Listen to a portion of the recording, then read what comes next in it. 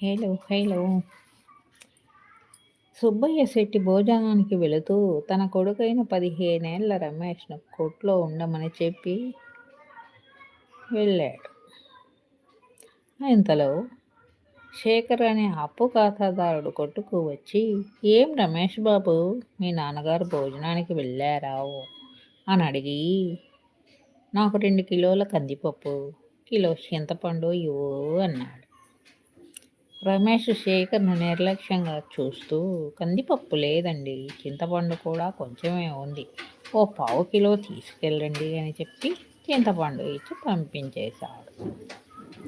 అరగంట కల్లా సుబ్బయ్య శెట్టి భోజనం చేసి కొట్టుకొచ్చి కందిపప్పు చింతపండు 2 సంచులు చూసి, "ఏరా రమేష్, మన ఖాతాదారుడైన శేఖర్ వచ్చి కందిపప్పు చింతపండు అడిగితే లేవని చెప్పి పంపేశావట. హాయ్ అండి, మీ పేరు కామెంట్ చేయండి. శుభ మధ్యాహ్నం అండి, భోంచేశారా? హలో, కామెంట్ చేయండి, లైక్ కొట్టండి. ఎందుకు అలా అవద్దని చెప్పి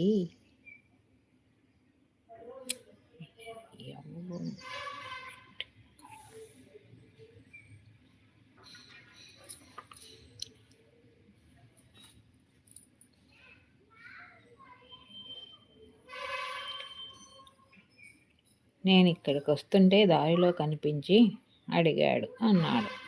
ఎలాగో అతను తీసుకెళ్ళేది అప్పే కదా నాన్న, ఉన్న సరుకులను నగదుగా అమ్ముకోవచ్చని లేవని చెప్పి పంపించేశాను.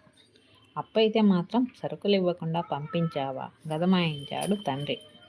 హాయ్ అండి, కామెంట్ పెట్టండి, కామెంట్ పెట్టండి, కామెంట్. రమేష్ కొంచెం భయపడి ఏమి చెప్పలేక తలదించుకున్నాడు. తండ్రే కల్పించుకుని, "చూడు బాబు, రొక్కం ఇచ్చి సరుకు కొనేవారైతే తాము చేసేది నగదు వ్యాపారమని విర్రవీగుతూ గీసి గీసి బేరాలు చేస్తారు. ఏ సరుకు మనం తక్కువ ధరకిస్తున్నట్లు తోస్తే ఆ సరుకు మాత్రమే కొంటారు. మిగతా సరుకులను వారికి ఇష్టం వచ్చిన అంగళ్ళలో కొంటారు. మన వద్ద ఏ వస్తువు లేకున్నా వెంటనే ఇంకో కొట్టు వద్ద తెచ్చుకుంటారు. అదే ఖాతాదారుడైతే బేరాలు చేసి మనల్ని విసిగించరు. తమకు కావలసిన సరుకులన్నీ మన వద్దే తీసుకెళ్తారు. ఏదైనా వస్తువు లేదని చెబితే తర్వాత వచ్చి తీసుకెళ్తారు. అప్పు ఖాతాల వలననే మనకు నిర్దిష్టమైన వ్యాపారం